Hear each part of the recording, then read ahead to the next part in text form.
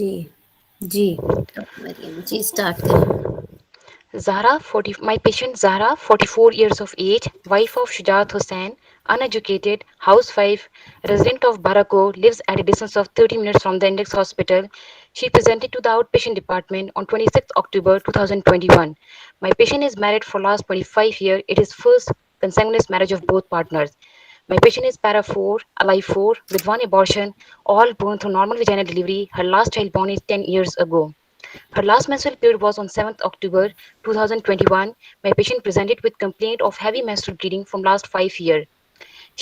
My patient had menarche at the age of 13 years. Since then, she had regular cycle of 7 by 28 days, average flow, using 1 to 2 pads per day, which were moderately soaked.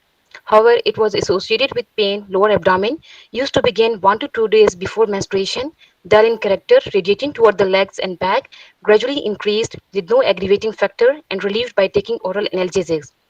It was not associated with dyspareunia, intermenstrual bleeding, or postcoital bleeding. But from last 5 years, she has noticed a change in her cycle so that now she bleeds for 8 days after every 28 to 30 days using 3 to 4 pads which were moderately soaked, associated with passage of clots of lemon size, and it has affected her quality of the life so that now she gets up at night and changes the pad. The pain in the abdomen during menstruation has also increased in intensity so that now she has to go to the hospital for injectables. There is also history of the deep dyspareunia, relieved after 1 to 2 hours by its own, never used any medication for it, and not associated with postcoital bleeding. My patient gave history of the vaginal discharge, whitish yellow in color, sometimes copious, never used any pad for it, non-foul smelling, but associated with itch and relieved by taking medication. It is not associated with pain, abdomen, fever, burning micturition. My patient complains of easy fatigability, not associated with shortness of breath and chest pain. Her diet is satisfactory in meat, fruit, and vegetable. There is no history of pica, worm infestation, history of injectable iron or blood transfusion. There is no history of preceding amenorrhea, no history of hot flushes, sweating, or history of the premature ovarian insufficiency in her family, no history of the heat or cold intolerance, evening rise of temperature, or in contact with tuberculosis. She has no perception of mass, denies any pressure symptoms like nausea, vomiting, constipation, urinary retention, hesitancy, something coming out of vagina. There is no history of anorexia, weight loss, fever, joint pain. She never used any hormonal pills or blood thinning agent, and there is no history of uterine, ovarian, colorectal carcinoma in her family. Now she has presented to the outpatient department for evaluation and management of this complaint. Regarding her obstetrical history, my patient is para 4, alive 4 with one abortion. All her conceptions were spontaneous and were at an interval of 2 to 3 years. She had regular antenatal visit to the private hospital, ended up in normal vaginal delivery at 9 months of the gestation with no antenatal, intrapartum, and postpartum complication. All the babies were healthy, breastfed, and vaccinated. But she had miscarriage about 11 years ago. According to my patient, at 2 months of the gestation, she had fever. After that, she had spontaneous loss of the pregnancy, not followed by the evacuation and curettage, or any consultation to doctor. Regarding her gynecological profile, her age of the menarche is 13 years, and cycle was previously mentioned. The couple never practiced any method of the contraception, and pap smear was never taken. Her past medical and surgical history is not significant. Her family history is also not significant. She has normal sleep, appetite, and bowel habit. She is not smoker. She is non-smoker and not addicted to any illicit drug. Her husband is laborer by profession. She lives in her own home, and daily requirements are met with difficulty. On examination, a middle-aged lady sitting comfortably on bed, well-oriented in time, place, and person, with a BMI of 26 kg per meter square, and vitals of blood pressure 120 by 70 millimeter of mercury, pulse 90 beats per minute. She is afebrile, respiratory rate is 18 per minute. She is pale, there is no clubbing, cholinuria, jaundice seen, oral hygiene is satisfactory, there is no sacral pedal edema. Thyroid is not enlarged, axillary and all accessory lymph nodes are not palpable. Breasts were normal looking with normal looking areolar nipple complex, no lump palpable in any quadrant. On respiratory examination, she has normal vesicular breathing, and on cardiovascular examination, she has normal S1 and S2 with no added sound, and the apex beat was palpable in fifth intercostal space. On abdominal examination, protuberant abdomen, moving with respiration, with no visible pulsation, scar mark, pigmentation seen.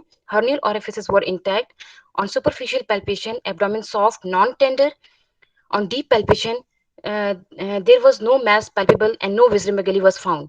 On pelvic examination, wall of vagina were normal looking with normal hair distribution.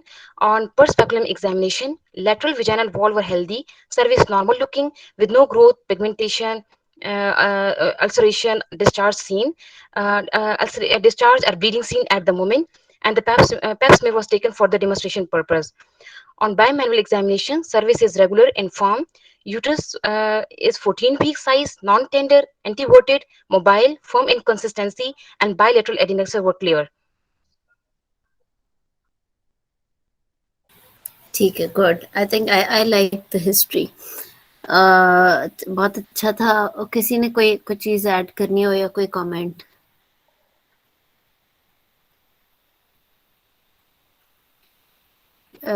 Time management बहुत अच्छी थी। I think आपने ख़त्म कर लिया 6 minutes में, लेकिन you were आपकी कोई बहुत तेज स्पीड नहीं थी, अच्छे से चले through out. It was good. अगर आगे अच्छा केस चलता रहे तो काफ़ी अच्छी ये हिस्ट्री है। बट अगेन वही छोटी मोटी बात, एक चीज़ यही कि HOPI के अंदर अगर थोड़ा सा आप ये मेंशन कर दो, because patient had HMB for last 5 years, तो उसके अंदर अगर ये भी चीज़ ऐड कर दी जाए कि इन 5 years में अब तक कोई ट्रीटमेंट उसने लियो, या कोई चेकअप कराया हो, या कोई स्कैन कराया हो, या कोई ओरल आयरन लेती रही हो, या कोई मे बी ट्रांसमीन ही लेती रही हो, या कभी किसी ने कोई हार्मोनल मेडिसिन इसको दी हो, तो वो चीज़ एक ऐड करनी ज़रूरी है। उसके अलावा इसमें किसी भी केस में एक्चुअली ऐसे नहीं लिखना है कि past medical and past surgical history was not significant. आपने पूरी Yes, बोलनी है, मतलब आप ऐसा पूरा बता दो, या तो इसमें ब्लड ट्रांसफ्यूजन की हिस्ट्री ऐड कर दो, इसमें हेपेटाइटिस की हिस्ट्री ऐड कर दो, इसमें मतलब या कोई भी क्रॉनिक इलनेस, या she had never been admitted in the hospital for long, या इस तरह की कोई बात करके ऐड कर दो, तो वो सही रहता है।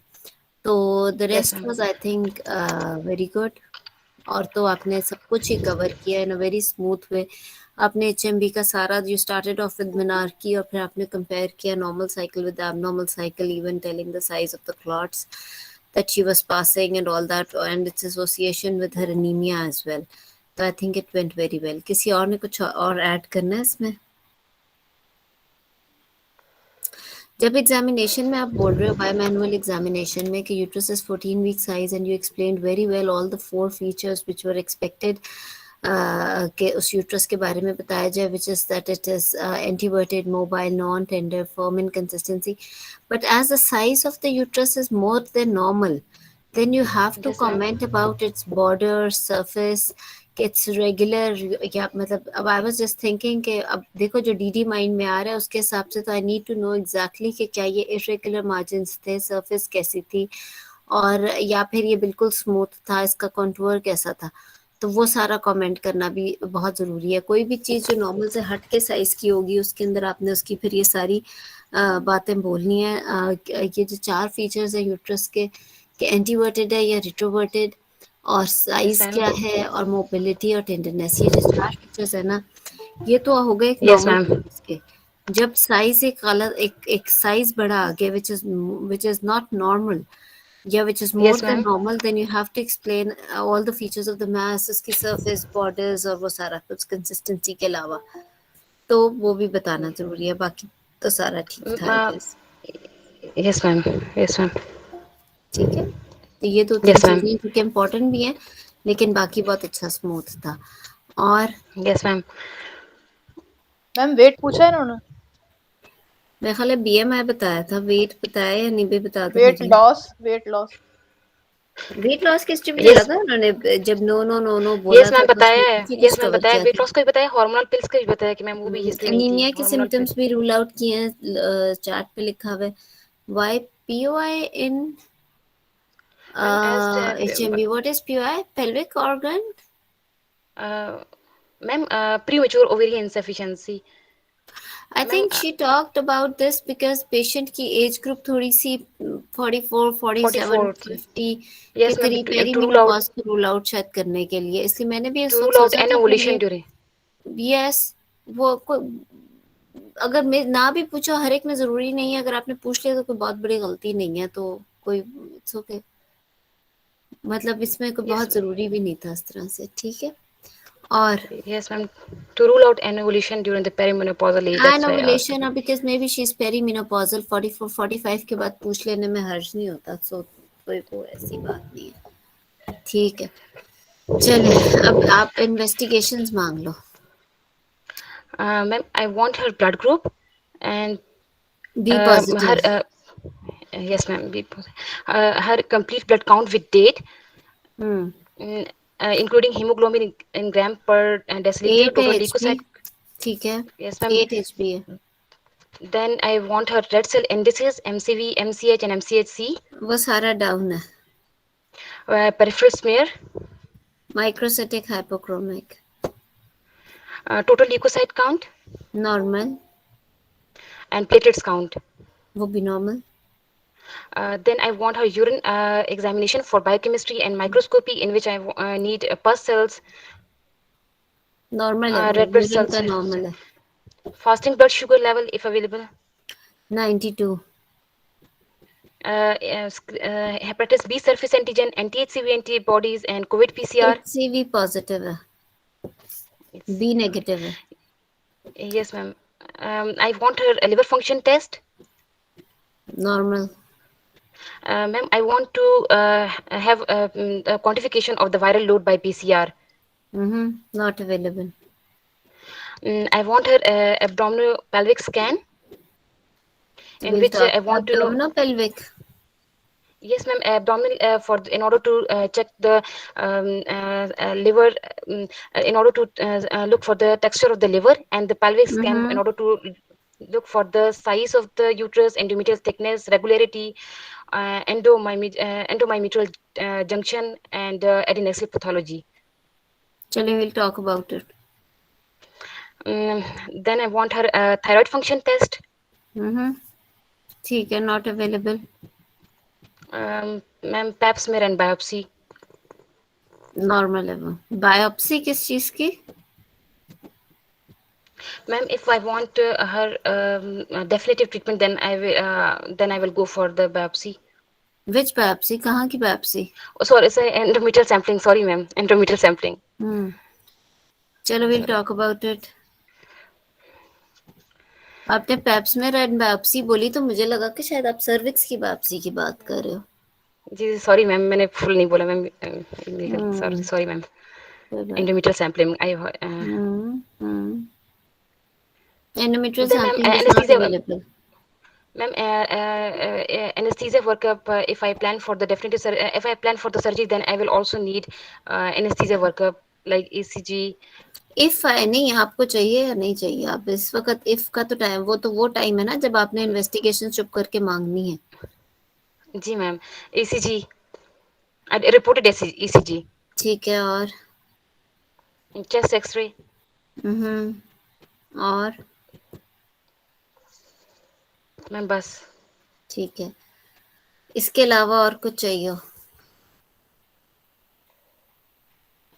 ठीक है, और किसी ने कुछ ऐड करना है, पूछना है? लैब से रिलेटेड कोई question? Ma'am renal function test add करेंगे, रीनल फंक्शन टेस्ट। क्यों? और एनेस्थीसिया पर्पस। देखो एनेस्थीसिया का हमने क्या करना है, हमें एनेस्थीसिया से क्या लेना देना? अभी तो पहले तो ये तो फैसला होना कि हमने करना क्या मरीज के साथ। अभी तो यही फैसला नहीं हुआ। आप लोग एनेस्थीसिया, और अगर फॉर एग्जांपल फैसला हुआ भी हुआ है, जैसे कि यू नो एग्जैक्टली कि इस मरीज का आपने क्या करना है और सब फैसला इवन पेशेंट को भी पता है और हो गया हुआ है, even then we don't need to get into the anaesthesia things. Why do we? वो उनका काम है। आप अपनी इन्वेस्टिगेशंस पहले पूरी मांगो ना, क्योंकि इस तरह ये होता है कि एग्जामिनर का भी ध्यान इधर उधर हो जाता है और आपका भी। अब हम बातों में लगेंगे ईसीजी, एक्सरे, आरएफटीज एटसेट्रा एटसेट्रा, तो जो हमारी अपनी इन्वेस्टिगेशन है ना उसकी तरफ एनेस्थीसिया वालों का ध्यान जाएगा ना हमारा, और मार्क्स कट जाएंगे एंड पे, क्योंकि उस पर बात ही नहीं ज्यादा हो सकी। तो हमें तो बात करनी है अपने स्कैन से रिलेटेड, हमें तो और बड़ा कुछ के बारे में बात करनी है, इंस्टेड के हम पीछे पड़ जाए ईसीजी एक्सरे। भाई उनकी मर्जी, वो आएंगे जब खुद अपनी प्री ऑप असेसमेंट करेंगे, if they need to get it done तो करा लेंगे। फॉर एग्जांपल बहुत सारे एनेस्थीसिया वाले नहीं कराते हर मरीज में ईसीजी, एक्सरे, आरएफटी नहीं कराए जाते। I don't know, her hospital का अपना प्रोटोकॉल है, बट वो हमारा मसला नहीं है, वो जिसमें जो कराना है वो उनका मसला है, वो खुद डिसाइड करेंगे। अभी अपनी बातें बताओ। Yes ma'am, yes ma'am. Ma'am बस यही इन्वेस्टिगेशन अभी चाहिए फिलहाल। अच्छा, अभी यही चाहिए। अच्छा देखो, मेरी बात सुनो, जब आपने कहा एब्डोमिनो पेल, आपने इस तरह नहीं बोला, एब्डोमिनो पेल्विक स्कैन बोला, तो एब्डोमेन के अंदर तो स्प्लीन भी है, एब्डोमेन के अंदर तो किडनी पे भी कमेंट होता है। एब्डोमिनल स्कैन पे तो इतनी देर लग जाती है। मतलब या तो आप सिर्फ बोलो ultrasound for the liver echo texture and pelvic scan, क्योंकि इस तरह तो आप टाइम वेस्ट कर रहे हो ना उसका, अल्ट्रासाउंड वाले का। क्यों इस 44 इयर्स ओल्ड पेशेंट में, जिसमें आज तक कभी कोई मसला ही नहीं हुआ, तो उसके लिए स्प्लीन देखें, फिर वो इधर करवट दिला के उसकी एक साइड की किडनी देखे, फिर वो दूसरी साइड पे करवट दिला के देखे। वह those who have done rotation and radiology no exactly कि एब्डोमिनल स्कैन जो है वो क्या चीज़ है, और कितनी देर भी लग जाती है, और कितना हैसल है पेशेंट के लिए भी। तो ये तो मैम अगर बिल्कुल इसको नहीं। एक्सप्लेन कर दे डायरेक्ट कि abdominal pelvic scan for the liver echo texture, size of the uterus, and ma'am इसको एक्सप्लेन कर दें आगे से, मैम फिर ठीक जब आप रहेगा। एब्डोमिनो पेल्विक स्कैन कह रहे हो, तो एब्डोमिन आपने, देखो जब आपने इन्वेस्टिगेशन मांगनी है ना पहले आधे घंटे में, ये वो मांगनी है जो आप लिख के भेज रहे हो स्कैन वालों को, कि आपने क्या, आपको क्या चाहिए। When you are writing down abdominal scan, they are suppose to do the whole of the abdominal scan. और किसी प्राइवेट सेटअप में उसके डबल चार्जेस लगे। अगर 3,000 का सिर्फ पेल्विक स्कैन है, तो 3,000 का ही एब्डोमिनल स्कैन भी है, वो मरीज 6,000 लगा के आएगी, चाहे आप सिर्फ लिवर भी लिख दो। Abdominal scan would mean the whole abdominal scan, because she is going to be charged for it as a whole. तो आपने वो नहीं करना, आपने उसको, you have to be very much focused and you need to know exactly कि आपको चाहिए क्या और क्या नहीं चाहिए। If the patient's LFTs are normal, बेशक वो क्या है, हर हेपेटाइटिस सी पॉजिटिव क्या लिवर एको टेक्सचर देखा जाता है। क्यों देखा जाता है हेपेटाइटिस वाले पेशेंट में लिवर एको टेक्सचर? इसलिए देखा जाता है क्योंकि कहीं वो क्रॉनिक हेपेटाइटिस या कहीं उसकी कॉम्प्लिकेशन में ना जा रहा हो, सिरोसिस सिरोसिस ना एक्सेट्रा में। डेवलप हुई। Yes ma'am. जब एलएफटीज ही नॉर्मल है, उसकी इनिशियल स्टेज भी ठीक है, मतलब अभी तो कुछ होगा तो आगे वो क्रॉनिक में जाएगा ना। तो जब एलएफटीज ठीक है तो हमारा काम खत्म है। ठीक है, हम फिजिशियन को एक दफा दिखा देंगे। अब फिजिशियन की मर्जी के वो पीसीआर कराए, फिजिशियन की मर्जी के वो लिवर एको टेक्सचर देखना चाहता है, या वो एब्डोमिनल स्कैन देखना चाहता है एक्साइटीज के लिए, या वो जो भी मर्जी करे। तो वो उसका, जब जब एलएफटी से नॉर्मल आ गए, हमारा मकसद क्या है कि हेपेटाइटिस सी पॉजिटिव है, हमने इससे प्रिकॉशंस करनी है एज अ सर्जन, और एज मैं अपने साथ के स्टाफ को सारा बचाना है कि जी she is hepatitis C positive. दूसरा क्या मकसद है कि हेपेटाइटिस सी पॉजिटिव की वजह से कहीं इसका लिवर तो नहीं इन्वॉल्व हुआ, और अगर लिवर इन्वॉल्व है तो क्या होगा, मेरी सर्जरी ठीक नहीं होगी, क्योंकि इसका कोएगुलेशन प्रोफाइल ठीक नहीं होगा। तो यस मैम। एलएफटीज खराब होने के बाद अगली इन्वेस्टिगेशन पीटी एपीटीटी होनी चाहिए, फिर कहीं जाके हम मेडिसिन वालों को इन्वॉल्व करके तो इसका लिवर एको टेक्सचर और पीसीआर एक्सेट्रा एक्सेट्रा कराए। जब hepatitis C yes ma'am. Positive और एलएफटीज नॉर्मल दे दी, हमारे लिए तो बात वहीं खत्म हो गई। हमारे लिए तो उससे यस आगे मैम। की बात ही नहीं है। हाँ, हम फिजिशियन को इन्वॉल्व करेंगे, उसकी मर्जी, एलाइजा कराए, पीसीआर कराए, या जो मर्जी, या लिवर एको टेक्सचर कराए, या एसआईटी से, कि हमें क्या पता क्या हो रहा है, वो उसकी मर्जी है। दूसरों की फील्ड की चीजें मांगने बैठेंगे तो वो बिल्कुल गलत हो जाएगा फिर। ठीक है, तो वो उस तरह यस मैम, नहीं तो मैम करना। नहीं पीसीआर और मैम ये जो एनेस्थीसिया वर्कअप वाली चीजें नहीं मांगनी चाहिए। नहीं यस मांगनी, बिल्कुल नहीं मैम। जरूरत, यस मैम। क्योंकि देखो हर एक ने क्यों चेस्ट एक्सरे कराया जाए 44 ईयर ओल्ड में, जिसको ना कफ है ना कोई सिम्टम है। आई डोंट अंडरस्टैंड, कोई एनेस्थीसिया वाला नहीं कराएगा अननेसेसरीली चेस्ट एक्सरे। क्यों ईसीजी कराया जा रहा है? चलो मे be she is having anaemia, चलो शायद इसमें तो आपने बताया था कि शॉर्टनेस ऑफ ब्रेथ और कुछ भी नहीं है, तो चलो शायद ब्लड लॉस या एनीमिया की वजह से ईसीजी भी करा लें तो करा लें, वरना आई डोंट नो। इन आरएफटीज, मतलब आई डोंट नो आरएफटीज किस लिए कराएंगे, कोई भी मैम नहीं आरएफटीज कराता नहीं मांगे इसकी थे। वजह से। यस मैम, हम्म, आरएफटीज नहीं मांगे थे। हाँ, तो ठीक है, वो नहीं करना। यस उसके मैम। अलावा ठीक है, you ask for thyroid function test, okay, I am okay with that. तो what about asking about serum beta HCG? Ma'am, I told that she has no history of any preceding amenorrhea.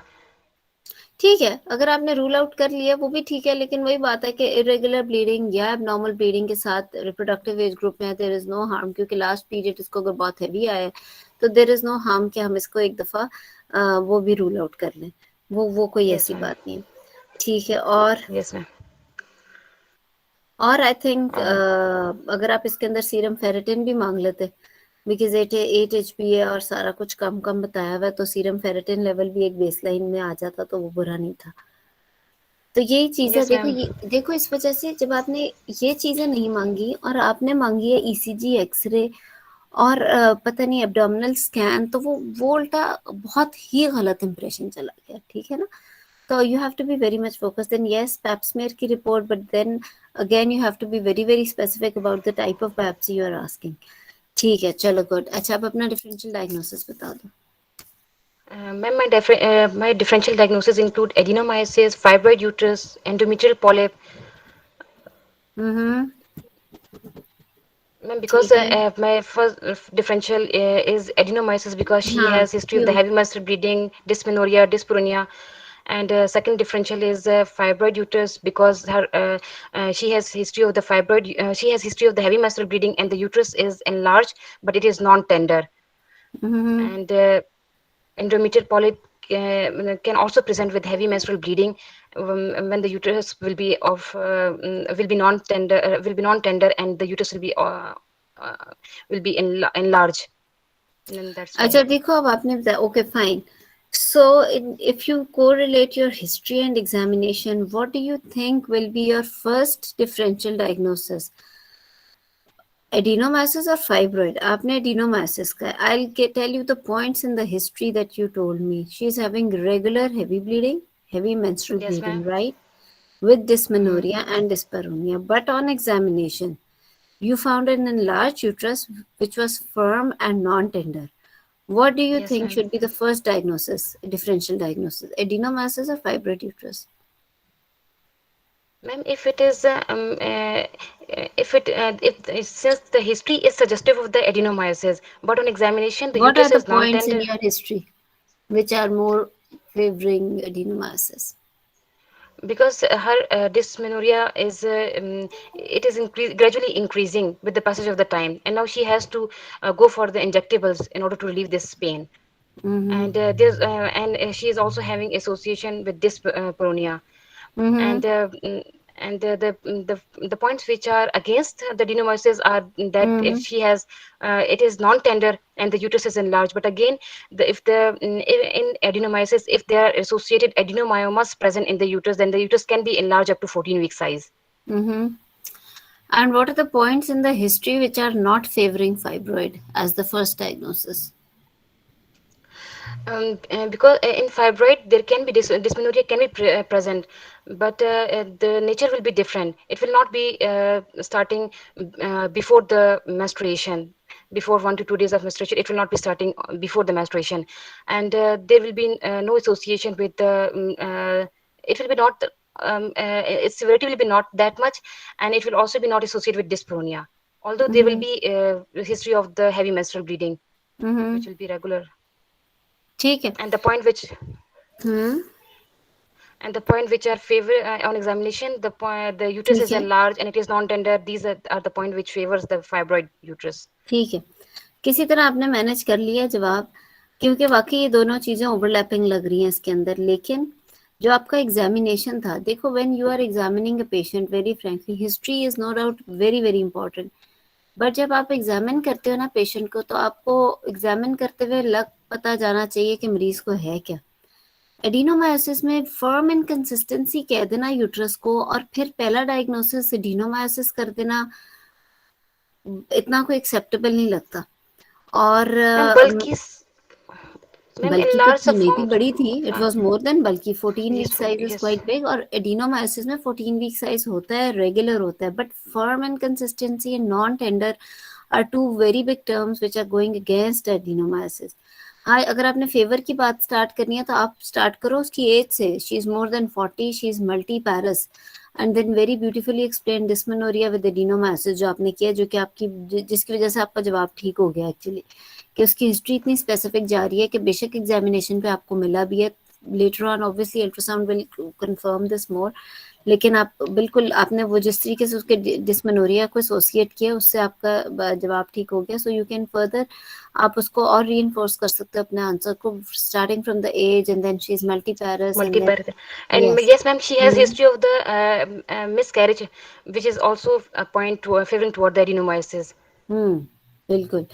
और then again, then you can say that because it was a smooth uterus, a regular regular borders वाली थी। Fibroid में बेशक ये form थी but उसमें irregular नहीं था, एक्सेप्ट के कोई Yes, ma'am. Submucosal fibroid, but then submucosal fibroid presents more with non stop bleeding. उसके अंदर HMB तो होता है लेकिन उसके अंदर फिर इरेगुलर स्पॉटिंग की भी हिस्ट्री होती है, सिमिलरली विद द पॉलिप।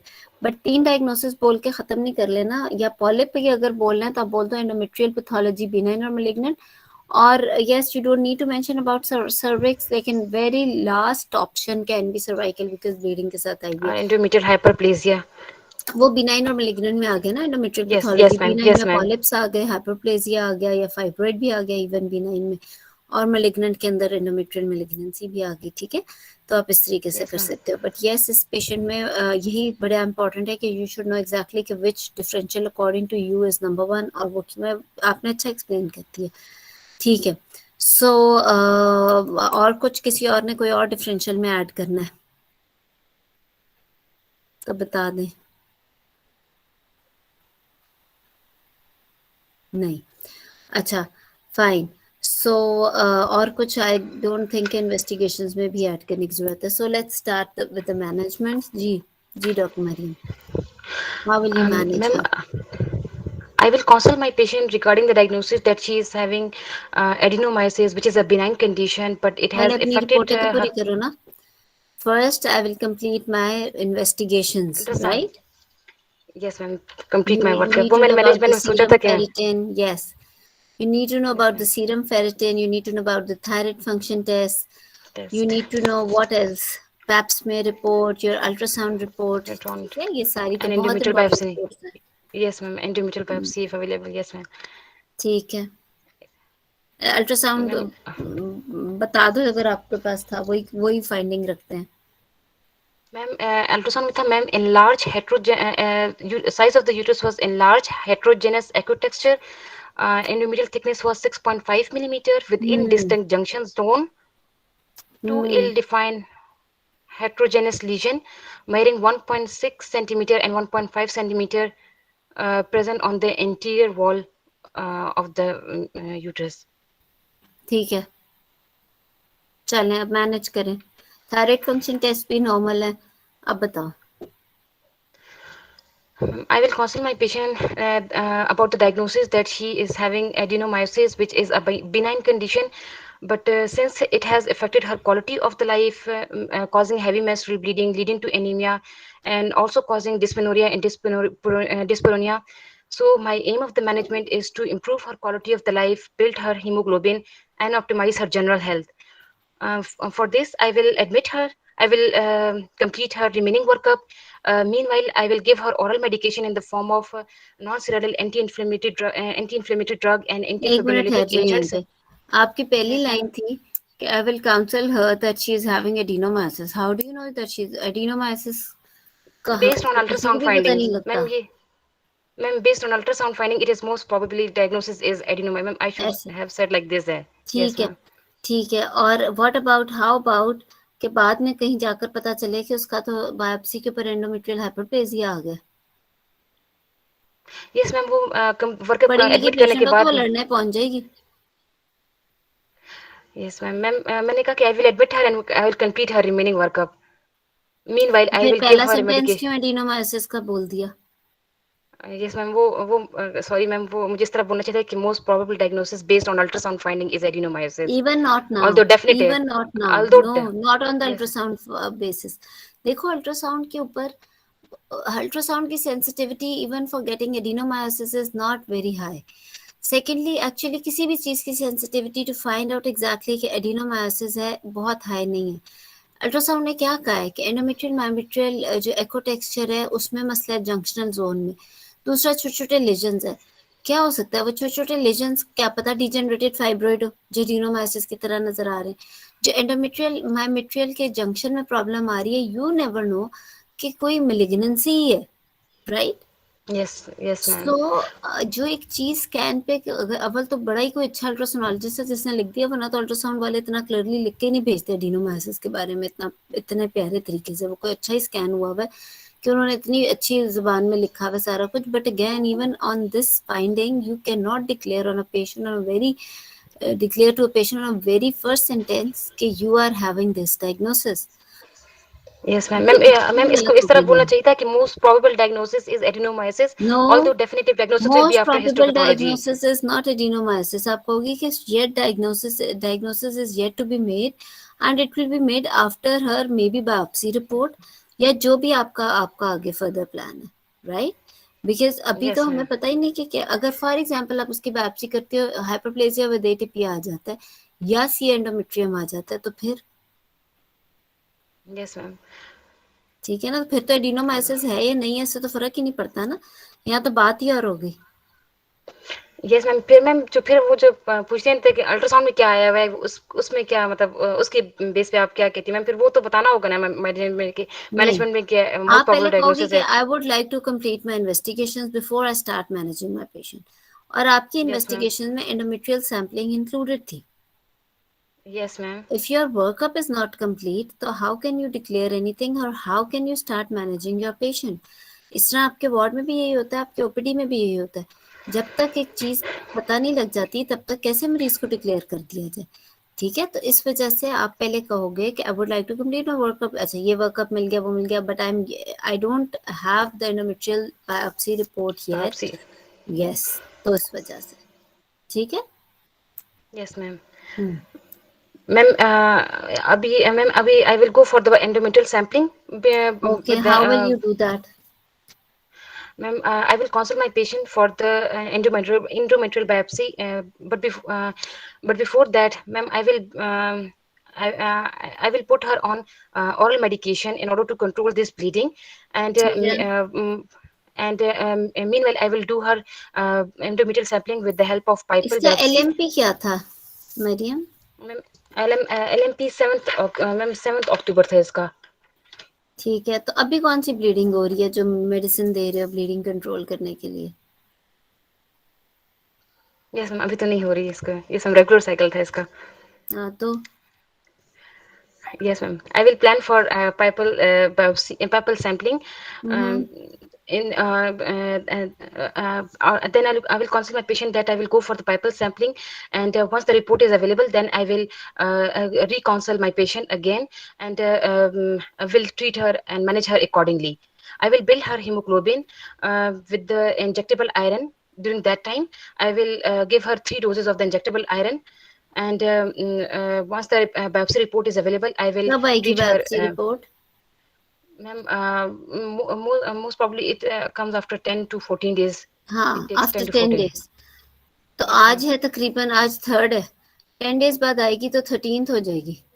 इस दौरान तो पीरियड्स की डेट आ रही है, Ma'am, तो आयरन भी लग during गया, that time, उधर से वो उसने ब्लीड कर लिया। ma'am, for the bleeding, I will advise her oral medication in the form of the non-steroidal anti-inflammatory drugs and antifibrinolytic drug, because it will decrease the blood loss to 50%. Ma'am, she has never taken any medication for the blood loss before that. Management गलत हो गई सारी। देखो, ये dates भी बड़ी important है, उसके साथ Yes, साथ ma'am. आपने एनीमिया भी ट्रीट करना है, उसके साथ साथ आपने इसका डायग्नोसिस भी बनाना है। यू हैव टू, आपने ये सारा कुछ साइड बाय साइड लेके जाना है, ऐसे नहीं करना। आप इस तरह जरूर कह सकते हो कि she has presented with heavy menstrual bleeding and anaemia, quality of life उसकी अफेक्ट हुई है। Diagnosis definitely will be made after my complete workup, and my workup includes endometrial sampling in this case, right? तो endometrial sampling के लिए क्या करोगे? Why Pipel? आपने Pipel क्यों select किया? Because it is it is an it is an OPD based procedure. It does not require any hmm, anesthesia, and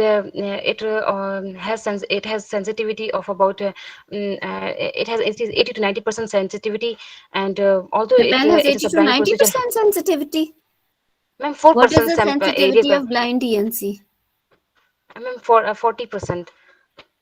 40% for 40% blind area. DNC and Pipel की 80 to No, 90. no, And no, what is sorry, the ma'am. Four, no, no, sensitivity of sorry, sorry, ma'am. hysteroscopic biopsy? Ma'am ma'am ma'am ये सरोसोपी की 96% है ma'am, sorry हाँ मैं तो उसके फिर subject से ओवर। मैम अच्छा, पेपल 4% एरिया को कवर करते हैं मैम, 4%। हम्म, ठीक है, आगे। मैम देखो, बट इट इतना इज। अच्छा वाइवा जा रहा था, वो यहाँ पे आके आपने हर चीज, वो यस मैनेजमेंट मैम ऊपर हो नीचे गया। हो गई। इस तरह नहीं है। देखो, जो ब्लीडिंग वाला पेशेंट है ना, उसकी मैनेजमेंट में डेट्स बड़ी इंपॉर्टेंट होती हैं। जो भी ब्लीडिंग वाला मरीज आएगा ना, उसमें अब मरीज एक दफा आपके पास आ गए, ऐसा ना हो कि आप उधर से इसका ट्रीट कर रहे हो, नीमिया बीच में होगी, ब्लीडिंग, सारी मेहनत आपकी जो है ना जाया। और सेकेंडली ये Yes, कि even before her next bleeding episode आपको उसका डायग्नोसिस बनाना है और एक मैनेजमेंट प्लान उसके सामने रखना है, ताकि उसका जो ब्लड लॉस, अव्वल तो होना ही चाहिए ब्लड लॉस, एक दफा वो आपके पास आ गया तो ब्लड लॉस नहीं होना चाहिए, दूसरा उसका रिप्लेस होना चाहिए, और she should know exactly with dates कि उसका मैनेजमेंट प्लान क्या है। फिर उस पेशेंट को फायदा आपके पास आने का, वरना तो वो किसी भी अपने घर के पास किसी भी गली के डॉक्टर जो सिंपल एमबीबीएस है उसके पास चला जाए, तो वो भी आईवी आयरन तो हर एक को ही लगा देगा ना जिसका फेरिटिन लेवल लो है। लेकिन यू शुड नो एग्जैक्टली कि आईवी आयरन अगले एक हफ्ते में दोबारा नहीं ब्लीड आउट हो जाएगा। ठीक है, तो ये इंपॉर्टेंट yes, चीज है। ma'am. So and why are you doing the, एक आपने मोडेलिटी पिक की है Pipelle, all the modalities are fine, but you should know exactly कि which modality you should select, और आपने क्या रीजन, आपके पास आपने अभी तक बड़े अच्छे रीजन और जस्टिफिकेशन के साथ चले हो, बट आपने जब एक चीज ली है तो आप उसको, एक्चुअली जब आप उस चीज को सिलेक्ट कर रहे हो, अगर आप उसके साथ ही वो लाइन बोल दो तो बहुत ही जबरदस्त लगे। फॉर एग्जाम्पल, इस Yes, ma'am. पेशेंट में अगर आपने एंडोमेट्रियल पिपेल सैम्पलिंग सेलेक्ट की है फॉर एंडोमेट्रियल सैम्पलिंग, तो आप सिंपल सा कह सकते हो कि although sensitivity of Pipelle is less than blind DNC and hysteroscopic biopsy, but I am actually not expecting malignancy in this case because endometrial thickness is normal and I don't really find much vascularity in ultrasound in the endometrium. So I don't want to spend more time on her anesthesia, on her DNC anesthesia के लिए अलग आपको anemia treat करना पड़ेगा, and then she'll have anesthesia और फिर blind DNC वाली चीज, और and she doesn't need hysteroscopy because there are no focal lesions on ultrasound. She is not in that age, she is 44, but उस तरह से नहीं है कि उसके स्कैन के ऊपर हाई वेस्कुलरिटी आ रही हो या ज़्यादा थिकनेस आ रही हो that I am really expecting malignancy, though I need to rule out hyperplasia and all, which I can easily do that in PIPEL as well, and it's an OPD procedure. तो मैं वो इधर आज ही मैं इसका PIPEL कर दूंगी और साथ साथ मैं ये करूंगी। मीनवाइल आपने क्या करना है, आपने आपने वही बोलना है कि her next period is expected in the next 1 week at least. So उस 1 week में मैंने क्या करना है, I will start put her on some medicine so that she should not get her periods, ताकि मैं उसका अनीमिया ट्रीट करूं। और meanwhile you need to discuss with the patient also कि अब तक की मैनेजमेंट उसने क्या ली है, क्या वो हार्मोनल मेडिसिन ले चुकी है, उसकी क्या पता वो उसको हार्मोनली सूट कर जाए, बिकॉज एडिनोमायोसिस की तो ट्रीटमेंट वही है कि आप उसको you start of with hormonal medicine also, तो आप उससे वो डिस्कस कर सकते हो, साथ साथ उसका अनीमिया ट्रीट कर सकते हो। if you want to start her Yes. with the transamine and ponsteron fort, or if you want to start her with the maybe oral contraceptives or maybe progesterone primulate, आप वो कर सकते हो। But if you are really planning surgery then put her on progesterone only right from today, और उसको आप continue करो ताकि उसके पीरियड्स रुके रहें, उसका अनीमिया बिल्ड करो और उसकी सर्जरी प्लान करो as soon as possible.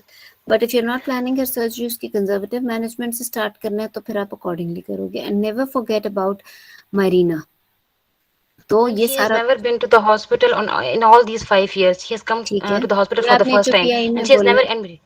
Ma'am उसमें मैंने बोला था कि she has never use any pill hormonal pills, शाबाश, लेकिन शी ठीक है हैज जी। नेवर, यस मैम, लेकिन ये फर्स्ट टाइम हॉस्पिटल है ये, so I don't want to send her home again because she can not come again ma'am. Ma'am नहीं, फ्रॉम ऑल ये दीज, जवाब नहीं है, वो 20-25 मिनट के फासले पे रहती है, आप उसके साथ डिस्कस तो करो। ये बात तो नहीं है कि पेशेंट ने कह दिया कि if she has never been to the hospital before और अब वो दोबारा नहीं आ सकती, तो इसका मतलब है कि उसका उसके ऑपरेशन ही अब होगा। आप उसको कहो कि I would like to sit with her and her family, I would like to discuss in detail about the pros and cons of medicine as well as the both ma'am. Surgery. तो फिर ही फैसला होगा ना, yes अभी ma'am, जल्दबाजी और वाइवे में तो उस दौरान तो ऑब्वियसली हिस्ट्री एग्जामिनेशन में फैसला नहीं हो सकता, बट फिर yes ma'am, ma'am examiner I will आपसे discuss both option obviously with my patient project. अब कंजर्वेटिव। आप पूरी मैनेजमेंट दोबारा बोलो, मैंने आपको हिंट और एक लाइन बता दी है कैसे चलना है। Ma'am, after the doing the pupil biopsy, I will discuss different options with the patient, including the conservative and definitive treatment. I will discuss conservative management in the form of oral progesterone and levonorgestrel intrauterine system with pros and cons. That with this, with even if she opts for the Marina, there is 96% improvement in her symptoms at the end of the first year. Although it will be associated with the spotting during the first 6 months, but there will be relief of her symptom come up to 96%. And she has to come for follow-up during that case. Then I will discuss the definitive treatment in the form of the hysterectomy, discussing the anesthesia-related intraoperative and post-operative complication. Although it will cure her problem, and there will be no risk of the recurrence during that condition, then whatever my patient decides, I will respect her wish and will treat her, keeping in ठीक mind अच्छा देखो मेरी the बात biopsy सुनो report. इसमें आपने इसी तरह ही बोलना है कि I would like to I will counsel my patient and her husband या I will counsel the couple that she is having heavy menstrual bleeding and the cause seems to be either adenomyosis or some endometrial pathology. To rule out the endometrial pathology, I would like to do her endometrial sampling, which is best done through PIPEL. In her case, I will do PIPEL. Somebody can select blind DNC और वो उसको justify कर सकता है, लेकिन आपको बेहतर तो ऑब्वियसली यही है कि I would like to do it through PIPEL because it's an OPD procedure, and on ultrasound I don't really expect a big problem in her endometrium because there is no increased blood flow and the endometrial thickness is normal in her. So I will do her PIPEL, and till the time I get the biopsy report, I would like to treat her anemia and would definitely like her not to bleed again because her next periods are expected in 1 week time. For that, I can put her on progesterone right from today so as to stop her next periods till the time I get the biopsy report, or I can discuss with her options of the hormonal treatment. इसमें आप खुद ही से बोल दो कि biopsy report क्या आएगी, instead के आप फॉरन से डायग्नोसिस पे चले जाओ. सो या फिर एग्जामिनर से पूछो कि क्या है, तो आप कहोगे कि as a biopsy report comes out to be normal, so my diagnosis now goes more towards adenomyosis according to the ultrasound. Yes, ma'am. And I will explain to the patient that the ultimate treatment or even the diagnosis is based after surgery, which is hysterectomy, on the histopathology report. But according to ultrasound, it's adenomyosis, and the ultimate treatment is hysterectomy. However, we can start off with the conservative management also. अब देखो जो बेहतर है वो तो hysterectomy है ना इस केस के अंदर, Yes, ma'am. तो Definitive I will treatment. तो पहले उसी से स्टार्ट करो ना जो बेहतर है, ठीक है ना. Yes, तो I will ma'am. discuss with my patient and her attendants about the pros and cons. She lives at a distance of 25 minutes and she can always come back, but again her compliance is important, and if she is able to come back, only then I can counsel her about the conservative treatment. And the conservative treatment starts with Mirena actually. Mirena is conservative में सबसे अच्छी Mirena है, उसका success rate बोलो और वो सारा उसे बताओ, एंड देन उसके बाद आप उसको हार्मोनल या वो सब कर सकते हो. एक obviously starting of with transamin in this case, जिसके इतना ब्लीड उसने किया है कि उसकी 80 HB हो गई है, उसको आप और हिट एंड ट्रायल पे लगा रहे हो, वो अजीब सी बात लगती है. तो आप उसको एक अच्छे ट्रीटमेंट से स्टार्ट करो. फिर आप खुद से भी कह सकते हो कि as I feel that she has come for the first time in the last 5 years and she may not be able to come back, तो मेरे ख्याल से तो preference hysterectomy होगी considering her conditions. But definitely I would like to discuss with them and will again explain to them that despite after conservative measures, there are high chances that she will end up in hysterectomy because of the diagnosis which is adenomyosis. और फिर साथ ही जब आप hysterectomy की बात करोगे तो ovary की कंजर्वेशन या नॉन कंजर्वेशन की बात करोगे और फिर इससे आगे चलोगे, ठीक है ना. यस मैम, मेरे माइंड में यही था कि मैं यही कहूँगी कि मतलब मेरे माइंड में यही था क्योंकि because she has come for the first time in all these 5 years with this much low HB and she is at risk of the loss of follow up because again HB is and so that is less. बिल्कुल, Yes, यानी ma'am. कि इतना bleeding है कि हम इसको कितना hit and trial अगर देना भी है तो अच्छी चीज से. So first treatment, first choice of option इसकी होगी हिस्टेरेक्टमी. दूसरे में अगर कंजर्वेटिव की ही बात करनी है तो मायरीना और उसके Marina, बाद yes, ma'am. फर्दर. हाँ जी, ठीक है ना. Yes, ma'am. Yes, ma'am. If the decision is left upon me, then I will proceed for the hysterectomy and left ma'am, the upon me ODs तो are not. करना ही नहीं ना, हमने तो डिसाइड, हमने तो पेशेंट के मैम ऊपर ही पेशेंट है, गाइडलाइंस मैम है. पेशेंट के साथ डिसीजन लेकिन मतलब हाँ, पेशेंट. जब आप ट्रीटमेंट ऑप्शंस किसी भी मरीज में बोलोगे ना, तो उसमें जब आप 1 2 3 करके बोलोगे तो वो खुद ही पता लग जाएगा कि नंबर 1 वो है जो आप चाहते हो, जो आपके ख्याल Yes, से ma'am. बेस्ट है पेशेंट के लिए. Number Yes, 2 ma'am. वो है जो आपके ख्याल से नंबर 2 पे आना चाहिए. नंबर 3 वो जो आपके ख्याल से नंबर 3 पे आना चाहिए, ठीक है. Yes, ma'am. और Yes, ma'am. एनीमिया ट्रीटमेंट किसी ने क्वेश्चन किया, उसके अंदर एनीमिया ट्रीटमेंट के लिए अगेन जो ब्लीडिंग वाला मरीज है उसके अंदर डेट्स इंपॉर्टेंट होती हैं. अगर तो आप उसकी सर्जरी प्लान कर रहे हो बिफोर नेक्स्ट पीरियड, तो you can even give her blood.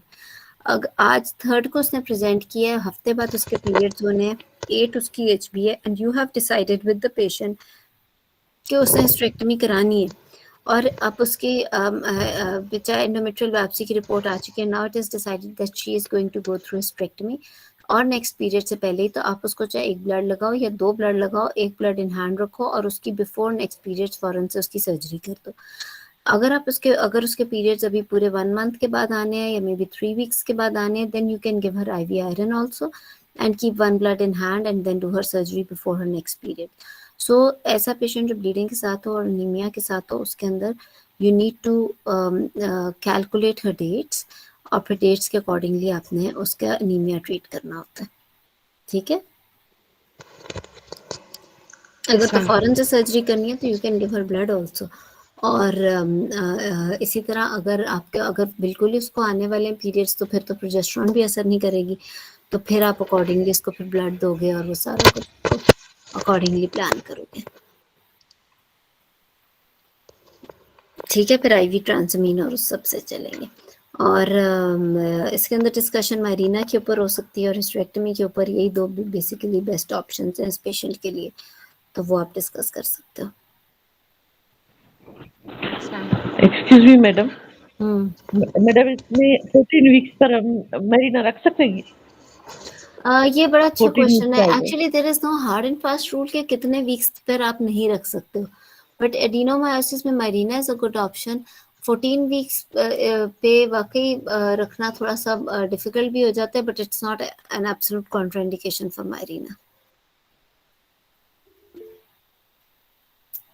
Ma'am मैंने एक पेशेंट देखी थी, वो ये सेम ही कंडीशन थी उसकी, लेकिन पैरा 4+0 थी, heavy menstrual bleeding from 1 month है, लास्ट मेंस्ट्रुअल पीरियड इसका 13 अक्टूबर है, पर एब्डोमिनल, क्योंकि वो पेशेंट ओबीस, पॉजिटिव फाइंडिंग उसकी कोई नहीं थी सिवाय ऐसे कि HMB था उसको 1 मंथ से, और पर एब्डोमिनल एग्जामिनेशन पे यूट्रस फेल्ट नहीं हो रहा था क्योंकि वो ओबीस थी। पर वजाइनल एग्जामिनेशन पे trickling of vulva vagina normal था, ट्रिकलिंग ऑफ ब्लीडिंग थी, सर्विक्स नॉर्मल था। ऑन पर स्पेकल एग्जामिनेशन बाय मैनुअल पे उसका retroverted 12 to 14 week size uterus था और फर्म टू टच था, non tender, mobile and right एग्नेस्टा फुल था, लेफ्ट एग्नेस्टा जो था उसका क्लियर था। और उसका अल्ट्रासाउंड जब मैंने देखा, मैंने अपना जो बनाया था, मैंने हिस्ट्री लेकिन उसकी कोई पॉजिटिव हिस्ट्री थी ना, डिस्मेनोरिया ना डिस्पेरोरिया, सिर्फ HMB की हिस्ट्री थी, और फर्म पे मैंने उसका फाइब्रॉइड बनाया था। तो उसका जो अल्ट्रासाउंड मैंने देखा तो 4.5 का पोस्टीरियर वॉल का फाइब्रॉइड था और एडिनोमायोसिस की उसकी फाइंडिंग दी हुई थी। बस ये 2 फाइंडिंग दी हुई थी। तो मैम पूछना मैं ये चाह रही थी कि ऑन एग्जामिनेशन तो ये फाइब्रॉइड लग रहा है, कोएग्जिस्टेंस पैथोलॉजी हो सकती है एडिनोमायोसिस की के साथ, नॉन टेंडर है uterus? Why not? Adenomyosis and fibroids can coexist. Even adenomyosis में आपको incidentally during surgery endometriosis भी मिल जाता है, तो ये कोई इतनी अनहोनी बात नहीं है। Fibroid with adenomyosis is very very common. आप कई दफ़ा माइमेक्टमी करते हो and then you find out कि उसके यूट्रस में कितना ज़्यादा एडिनोमायोसिस है। एट टाइम स्कैन के ऊपर फाइब्रॉइड आता है, लेकिन intraoperatively you end up in doing adenomyomectomy, तो ये बिल्कुल इस तरीके से पॉसिबल है। मैनेजमेंट कैसे, मतलब किस उस पे लेके चलेंगे हम उसकी यही एंडोमेट्रियल सैंपलिंग करके, तो फिर उसका डेट जो आ रही है 13 अक्टूबर की है, वो भी तकरीबन करीब, लेकिन 31 को उसने फिर ब्लीड किया है ना पेशेंट ने। तो फिर फर्दर मैनेजमेंट जो है हम फाइब्रॉइड की मेन करेंगे या मतलब तो पोस्टीरियर वॉल फाइब्रॉइड है? यस, अगर स्कैन के ऊपर फाइब्रॉइड भी है और एडिनोमायोसिस भी है तो फिर तो आप इसको ज्यादा तो आप फाइब्रॉइड ही करो, बिकॉज फाइब्रॉइड की तो फिर आप इसको मेडिकल ट्रीटमेंट तो देने का फायदा नहीं है ना। Yes ma'am, yes ma'am. ठीक है, बेशक एडिनोमायोसिस भी साथ है, लेकिन फिर मेडिकल ट्रीटमेंट का इतना पॉइंट बन नहीं जाता। Thank you ma'am. You welcome. इसमें डॉक्टर सैरिश ने क्वेश्चन किया हुआ है, इन्होंने तो फोकल एरियाज एडिनोमायोसिस में भी बता सकते हैं और फोकल एरियाज आपको इंट्राऑपरेटिवली भी मिलते हैं। डॉक्टर जवेरिया हैंड रेस कर रही हैं, आप पूछ लो जिसने क्वेश्चन पूछना है। मैम मैं अपने डायग्नोसिस में फिर दोनों डालूंगी ना, कोएग्जिस्टेंस पैथोलॉजी डालूंगी ना फर्स्ट में, प्रोविजनल डायग्नोसिस जैसे मरियम ने डाला एडिनोमायोसिस और फाइब्रॉइड, आप इस तरह डालोगे। Thank you ma'am. डॉक्टर रूपा, मैंने ये पूछना था कि एडिनोमायोसिस में अगर हम मरीना रख देते हैं तो उसके बाद फिर उस पेशेंट का फॉलोअप किस तरह करना है?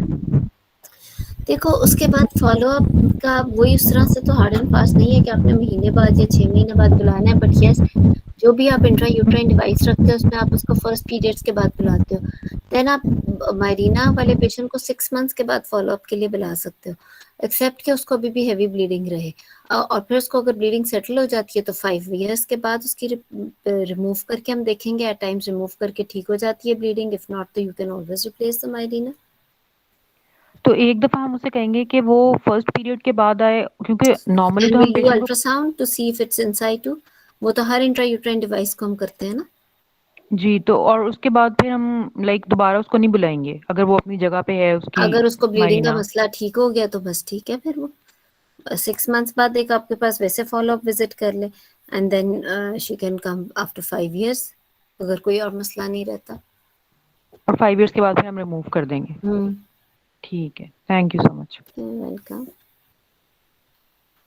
जी मैम एक जी क्वेश्चन है मुझे। जी प्रवी। मैम एक पेशेंट हमने कल देखा, she was 35 years old with complaining of heavy menstrual bleeding, para 3+1 थी और वो नॉन कार्डियक थी, वैल्व रिप्लेसमेंट हुआ था उसका, 17 साल, वॉरफेरिन पे थी पेशेंट, आईएनआर भी उसका ज्यादा था, 3.5 था। तो उसको हैवी मेंस्ट्रुअल ब्लीडिंग के लिए उसने कभी कोई मेडिकल वो नहीं की थी, उसने सिर्फ पॉन्स्टान और ट्रांजामिन कहीं लोकल जीपी से ले लिया था ना। उसके बाद ये एडमिट हुई थी, फर्दर मैनेजमेंट अपना कार्डिक इवैल्यूएशन सारी चीजें करवा के आई। ठीक है, पीए पे अभी हमें, एचएम भी थी। जी मैम, 1 ईयर से हमने जब हमें हिस्ट्री में और कोई फाइंडिंग नहीं मिली, मतलब पॉजिटिव फाइंडिंग नहीं थी, एक्सेप्ट एक तो पेलार थी, एनीमिया था उसका, और दूसरा वॉरफेरिन पे पेशेंट थी, और कोई पॉजिटिव हिस्ट्री नहीं थी। जब पीवी की तो 14 week size uterus firm, non tender, mobile हमें मिला, बायलैटरल एग्नेसा क्लियर था। तो हमने तो अपनी फर्स्ट डीडी मतलब यही रखी, फाइब्रॉइड यूट्रस, 35 इयर्स भी एज थी उसकी। तो मैम वो उसके स्कैन पे वाकई फाइब्रॉइड ही था, लेकिन उसका जो मैनेजमेंट प्लान बना हुआ था ना, उसका डीएनसी बना हुआ था, और फर्दर मतलब उस पे उसका डिसाइड होना था। तो मैं कह रही थी, जब उसका टीबीएस पे एंडोमेट्रियल थिकनेस भी 0.6 सेंटीमीटर नॉर्मल था, तो क्या हम ऐसे मरीज को जस्टिफाई करेंगे एग्जाम में? क्या एज थी एंडोमेट्रियल उसकी? बायोप्सी, एंडोमेट्रियल बायोप्सी की, एज क्या थी? 35 इयर्स। नहीं, 35 में आपने एंडोमेट्रियल बायोप्सी नहीं करानी। नहीं तो मैम इसके हम जब डीडीज बना रहे हैं, फाइब्रॉइड रख रहे हैं, हम पॉलिप रख रहे हैं, endometrial pathology could be benign, could be malignant, तो मेलिग्नेंट थर्ड नहीं ना पे रखेंगे इसके मैम, अंदर, क्यों मेलिग्नेंट रखनी है?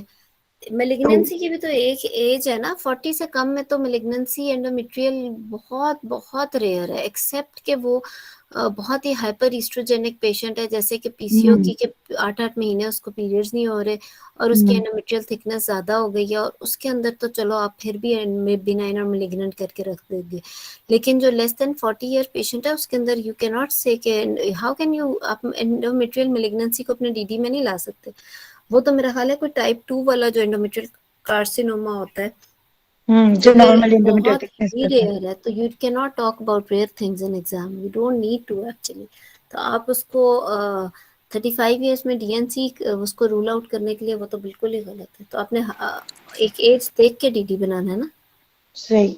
तो मैम इसको हम एग्जाम में तो ऐसे केस का जब फाइब्रॉइड दे दें तो हम एंडोमेट्रियल बायोप्सी ना मांगे ना उसकी? यंग एज में नहीं, 35 में नहीं, लेस देन 40 में नहीं। Okay, thank you ma'am. Ma'am एक और चीज इसी से कोरिलेटेड। इनफैक्ट सॉरी एक मिनट आयशा, इनफैक्ट अगर आप लेस देन 40 के अंदर करोगे तो आप ये पास फेल होने वाली बात है, ये बहुत बड़ा ब्लंडर है। ठीक है, जी थैंक यू। आयशा। मैम मुझे ये पूछना था कि अगर यही एचएमबी का केस हो इसी तरह से और हम उसको फाइब्रॉइड की तरफ लेके जा रहे हैं, हम एग्जामिनेशन पे भी फाइब्रॉइड इज सजेस्टिव और स्कैन में भी हम एग्जामिनर फाइब्रॉइड देता है, तो 45 पे हम बिफोर प्रोसीडिंग फर्दर हम बायोप्सी मांगे? हाँ मांगे। मैम मेरा अभी जो क्यों? उसकी वजह ये मैं बताती हूँ, क्योंकि फाइब्रॉइड यूट्रस के जो बहुत सारे रिस्क फैक्टर्स हैं वो ओवरलैप करते हैं with the endometrial hyperplasia, right? तो और एज ग्रुप भी एक ऐसा है, तो एक कोई भी पेशेंट स्पेशली आफ्टर 45, बल्कि अगर 40 के बाद भी मांग लो एंडोमेट्रियल बायोप्सी तो गलत नहीं है, लेकिन 45 एंड अबव में तो अगर कोई भी पेशेंट एबनॉर्मल ब्लीडिंग के साथ आता है तो उसके अंदर आप एंडोमेट्रियल सैम्पलिंग कराओगे। रिकमेंडेशन है, गाइडलाइन है ये। मैम मेरा अभी एग्जामिनर जो लॉन्गेस्ट में रिसेंटली हुआ था उसमें मेरा आर्गुमेंट ही सारा एग्जामिनर से इस पे हुआ था।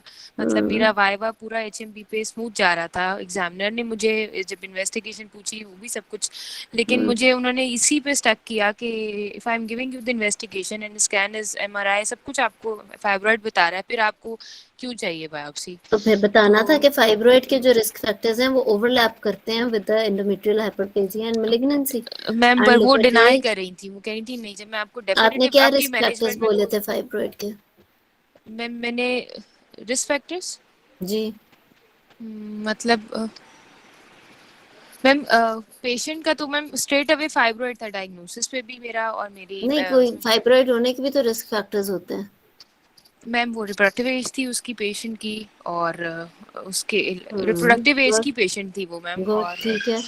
और मल्टी ग्रेविड थी और उसके अलावा और कोई उसके एडिनो मेरी Multi secondary gravid is not a risk factor actually. Hyperestrogenism and all the risk factors which are for the hyperplasia are for fibroid also, and then genetics as well.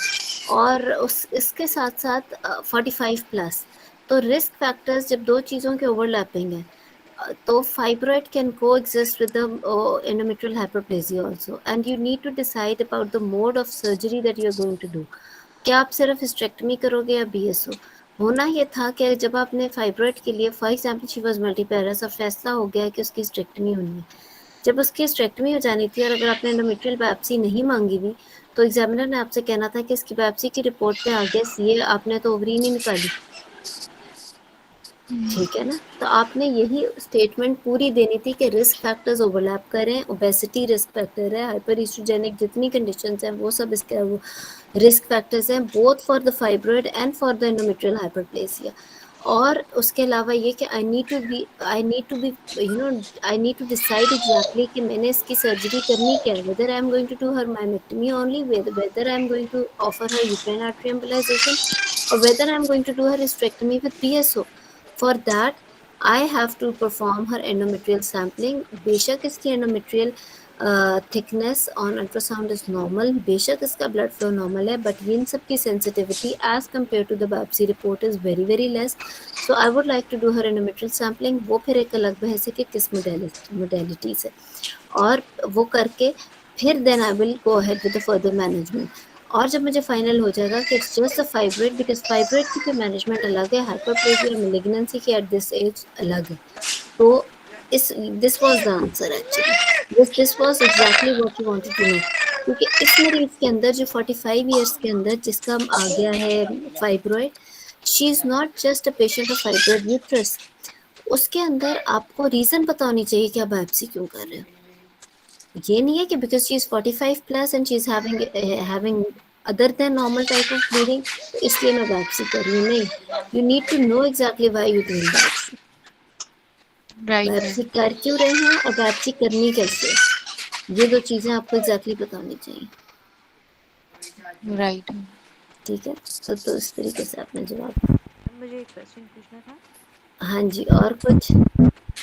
मैं doctor रूपा, इसमें actually shows में लिखा हुआ है कि fibroid जब है तो 40 इयर्स प्लस में फाइब्रॉइड के साथ 3% रिस्क है एंडोमेट्रियल मैलिग्नेंसी का। यस यस, तो बिल्कुल। ये हम शॉज का रेफरेंस कोट कर सकते हैं? क्यों नहीं कर सकते, और मैं शॉज की ही बातें कर रही हूँ, और शॉज के ही फाइब्रॉइड वाले चैप्टर में सारे रिस्क फैक्टर्स भी लिखे हैं जो कि ओवरलैपिंग है with the hyperplasia and malignancy, ये सारी बातें शॉज में लिखी हुई हैं।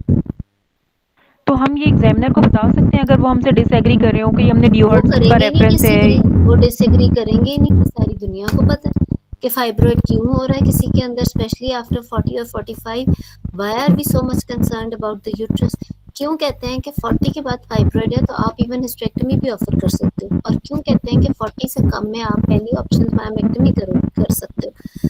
सो कोई वजह है ना, ये तो सारी दुनिया, वो क्यों डिसएग्री करें? It's not only Shaw's, it's in everywhere, so it's not just Shaw's, it's an understood thing. Age is important, उसकी LMP इज इम्पोर्टेंट, उसकी date calculations are important, management is so important कि fibroid का patient है, आपने किसके अंदर uterine artery embolization और myomectomy से बात स्टार्ट करनी है और किसके अंदर आपने हिस्टेरेक्टमी से बात स्टार्ट करनी है।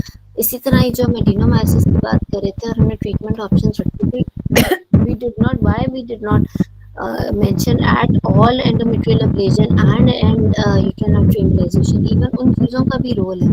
देखो, आप किसी भी पेशेंट को जज नहीं कर सकते आज के दिन में कि ये नॉन कंप्लाइंट है या ये वापस नहीं आएगा। कई दफ़ा आप हैरान रह जाते हो मरीज ऐसे because it's not the education level which defines the compliance, it's the IQ actually. कई दफ़ा इतने अच्छे IQ की पेशेंट होती है कि वो इतना ज़बरदस्त फॉलो कर लेती है कि वो कंजर्वेटिव मैनेजमेंट को बड़े अच्छे चला लेती है। तो और पेशेंट का पूरा राइट है कि उसको सारी ऑप्शंस का तो पता चले ना। तो आपने हर चीज़ को सामने रखना है। एडिनोमायोसिस में बिल्कुल रोल है एंडोमेट्रियल एब्लेशन का। बेशक हमारे पास रिसोर्सेज ना हो, बेशक हमारे हॉस्पिटल में होती है नहीं होती, बट पेशेंट को तो ऑफर करो ना। We can always refer her to a place जहाँ पे होती हो। नहीं तो चलो, अदरवाइज अगर आप बिल्कुल ही अपने में बात ही नहीं कर रहे एंडोमेट्रियल एब्लेशन की, वो तो वो आपकी थ्योरी को वीक कर रहे हैं ना, वो शो कर रहे हैं कि आपको थ्योरी नहीं से पता। तो आपने उसको कितना बोलना है, आपने बोला मेरे हिसाब से इसका ये होना चाहिए, नंबर 1 ये, नंबर 2, नंबर 3, नंबर 4 में आप अपनी ऑप्शंस को बोलो ना कि ये है available. And uterine artery embolisation का थोड़ा कंट्रोवर्शियल रोल है, एडिनोमायोसिस का रोल भी है, उसका भी कुछ स्टडीज, बट मेन मतलब you can not miss it. लेकिन आपको ये पता होना चाहिए नंबर 1 2 3 है। ये नहीं कि हर एक में transamin constant number 1। It's not like that. उसकी कंडीशन, उसके एनीमिया का लेवल, उसकी क्वालिटी ऑफ लाइफ, वो सारा देख के, ठीक है ना। तो इसके अंदर आपको ये पता होना चाहिए कि आपने एक एंडोमेट्रियल सैंपलिंग किसमें किस तरीके से करनी है और क्यों करनी है, वो जस्टिफाई करना आना चाहिए। दूसरा, आपको ये पता होना चाहिए कि आपको जो है फॉर एग्जांपल अगर फाइब्रॉइड का केस है तो उसके अंदर किस एज ग्रुप में किन कंडीशंस में नंबर 1 2 3 ऑप्शन होनी चाहिए। बल्कि ये भी हम कर सकते हैं कि अगली क्लास में चलो हम सारे ये जो HMB के DDs हैं उसके अंदर इन सब की जल्दी मैनेजमेंट और इन्वेस्टिगेशन डिस्कस करेंगे। अभी आप लोगों का कब है वाइवा? मैम हमारे 23rd से स्टार्ट हो रहे हैं नवंबर वाले ग्रुप के। 23 नवंबर से। अभी अगली क्लास तो हो जाएगी ना हमारी, तो उसमें हम ये फाइब्रॉइड के किस एज ग्रुप में क्या क्या मैनेजमेंट ऑफर कर सकते हैं या याद कराना आप लोगों में से कोई, बेशक मरियम आप याद करा देना। एडिनोमायोसिस का मतलब किस में क्या क्या आपने, और एंडोमेट्रियल सैंपलिंग किस एज ग्रुप में किस फाइंडिंग में आपने कौन सी मोडेलिटी पिक करनी है, ये सारा आपको पता होना बड़ा जरूरी है। डॉक्टर रूपा, मैंने आज एक पेशेंट देखा था, वो प्राइमरी इनफर्टिलिटी थी और साथ में फाइब्रॉइड था 16 वीक्स का। तो पहले उसको एडमिट किया हुआ था कि इनफर्टिलिटी 44 इयर्स एज थी पेशेंट की।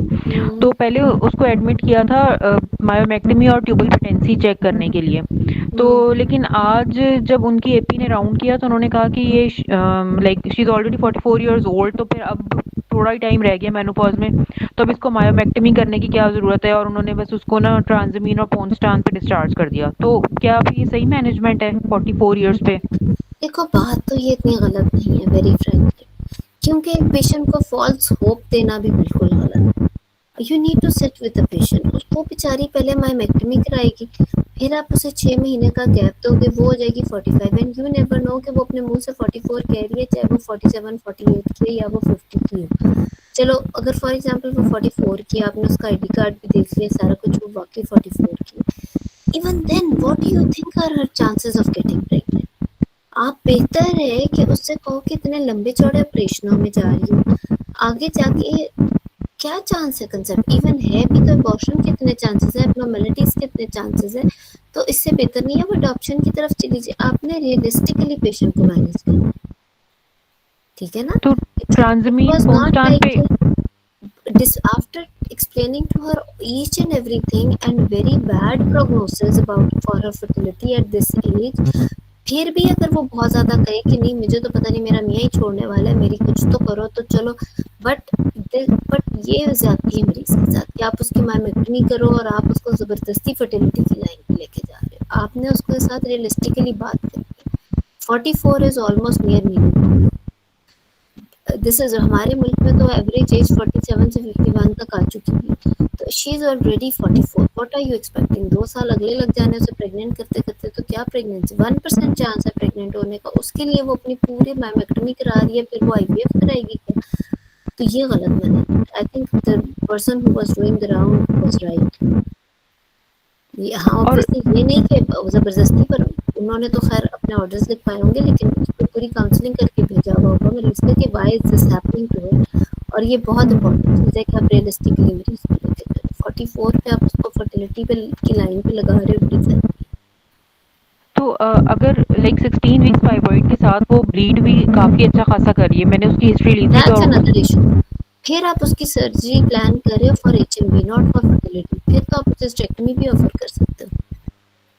तो इतनी ब्लीडिंग जो है वो कॉन्स्टान और ट्रांसमीन से कम हो जाएगी? इतनी ज्यादा ब्लीडिंग अब with I don't know clot? उसको फाइब्रॉइड कहाँ पे था, क्या सारी सिचुएशन थी, उन्होंने क्यों ट्रांसमीन कॉन्स्टेंट 4 भी कहा। हो सकता है बिल्कुल ही पेडंकुलेटेड सबसिरोजल फाइब्रॉइड हो, या वो उन्होंने कुछ देख के कहा होगा। बट अगर आप फर्टिलिटी की वजह से मायमेक्टमी कह रहे हो तो बड़ी ज्यादती है इसके साथ, क्योंकि वो फिर फॉल्स होप देने वाली बात है उसे। मैम हम स्टेंट जो बोलते चलो बस हैं आखिरी क्वेश्चन। फाइब्रॉइड में, हम उसको कितने साइज के फाइब्रॉइड पे जस्टिफाई करेंगे? Ureter stenting. सॉरी समझ नहीं आया जी जरकाश। मैम यूरेटर स्टेंटिंग का बोलते हैं ना हम फाइब्रॉइड में, तो हम हाँ, कितने वीक्स के?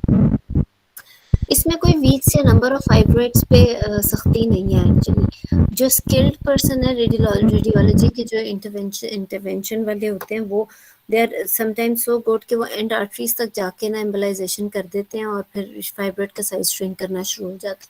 तो there is no hard and fast rule कि इतने साइज के ऊपर आप नहीं कर सकते या इतने नंबर ऑफ फाइब्रॉइड्स के बाद नहीं कर सकते। It depends on the scale of the person who is doing this procedure. Ma'am sorry, मैंने यूरेटर स्टेंटिंग का पूछा। Ureter stenting. यूरिटेरिक, अच्छा सॉरी, आई थॉट कि आपने यूट्राइन आर्टरी एम्बोलाइजेशन की बात की। यूरिटेरिक स्टेंटिंग क्यों करनी है? मैम एक्चुअली मैंने एक केस देखा आज, लैटरल वॉल फाइब्रॉइड के लिए ये मैं मुझे जरूरत पूछना था नहीं कि है। उसकी अगर तो सस्पिशियस करनी है थी देख लो, इसलिए कर लो। वो उसमें भी कोई साइज की बात नहीं है। Basically depends on the location of the fibroid के ब्रॉड लिगामेंट में और कहाँ तक गया है। फिर आप यूरिटेरिक स्टेंटिंग कराते हो इंट्राऑपरेटिवली या may be pre operatively. But वो ये है कि कोई खास इसमें हार्ड एंड फास्ट नहीं है कि इतना साइज है तो कराना है। मैम एक्चुअली एक पेशेंट था, उसका सस्पिशियस दिया हुआ था यूट्रस पे, शी वाज अनमैरिड 35 इयर्स, उसका फाइब्रॉइड था 10 × 11 सेंटीमीटर, जो लिस्ट पे भी थी, लेकिन वहां से लिस्ट से पोस्टपोन हुई क्योंकि किसी सीनियर ने पहले शायद नहीं देखा। उसका सस्पिशियस ऑफ बाइकॉर्निएट यूट्रस था उस पे एमआरआई पे, ठीक है, तो उन्होंने फिर उसका यूरेटिक स्टेंटिंग प्लान बना के फिर उसको नेक्स्ट सर्जरी के लिए रखा था। ठीक है। It's a very good step to take, क्योंकि जो बाइकॉन्वेट यूट्रस है उसके अंदर साथ में यूरिटेरिक भी तो मसला हो सकता है ना। कराने को आप करा भी सकते हो। ठीक है, थैंक यू। ठीक है, अच्छा डॉक्टर चलो, बस एक आखिरी क्वेश्चन है, जी। थोड़ा सा डिफरेंट है। जो कार्डियक डिजीज के पेशेंट्स होते हैं उसमें हमें